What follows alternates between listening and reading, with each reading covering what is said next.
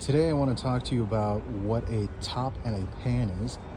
And as you can see here, we have a couple hundred pieces of, if not more, of tops and pans. These are all reclaimed, so they came from an older roof that somebody, let's say, was going to throw away. For the most part, what you see now is a lot of pans. The uglier, you tend to put those on the bottom. So let's talk about what a pan is. A pan is going to have the nail hole on the larger side of the tile. Where the taper comes out, it's going to have it on the larger side. Now the pan is going to get the nail hole through here. It's going to come down the roof like that, and it's going to get the nail hole there. So that is considered a pan. So that is the bottom.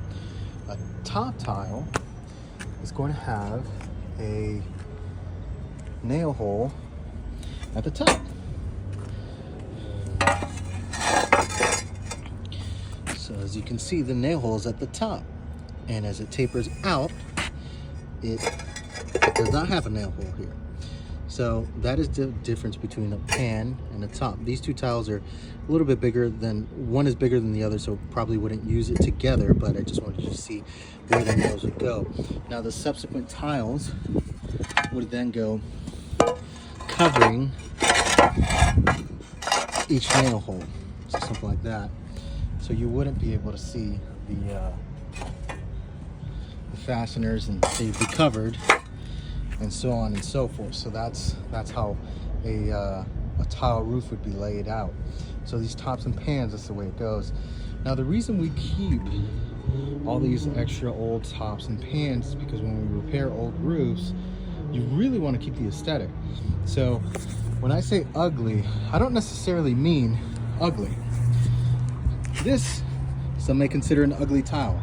To a roofer who works on Spanish old two-piece tile, this is a very beautiful, pristine, intact, refurbished tile. You want it to look like it was 100 years old.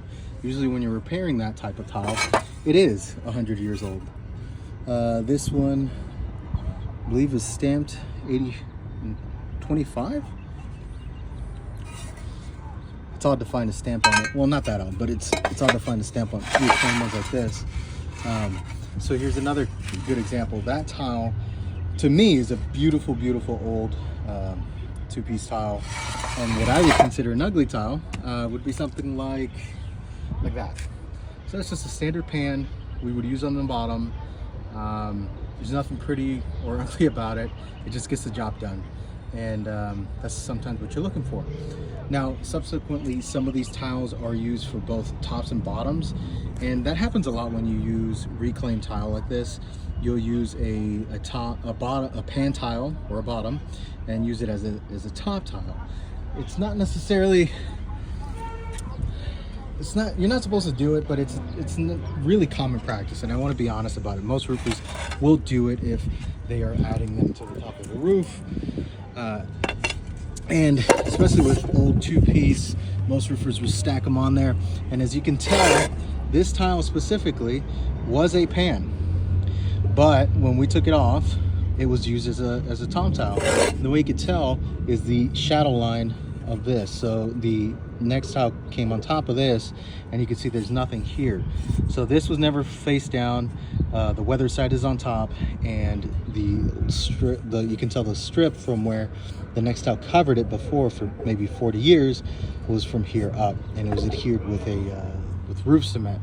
And part of the reason that it's safe to do this practice is when you set these down on top of each other, you either set them in roof cement or you set them in concrete. And if you look here, this is probably the second time this tile has been used, because there's concrete on the bottom, meaning that at one point there was concrete in here, and when they reused it, they probably set it down with roof cement.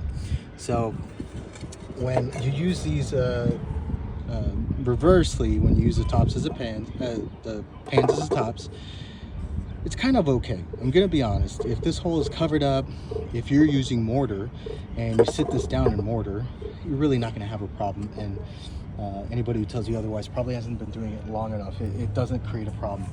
Now, aesthetically, you kind of don't want to see that. If it's an old two-piece roof and you already see that all over the place, well, then it doesn't really matter. You're matching aesthetics, no big deal.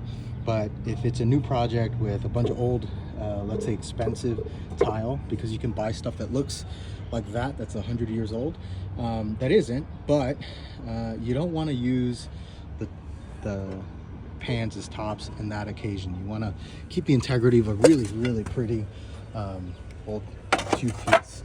And yeah, so that's a little bit of an education on old two-piece tile that we keep. And there's many variations of this type of tile. There's some tile that is pretty narrow like this, and this is a top, and there's some other tops that are pretty wide, like for example this one.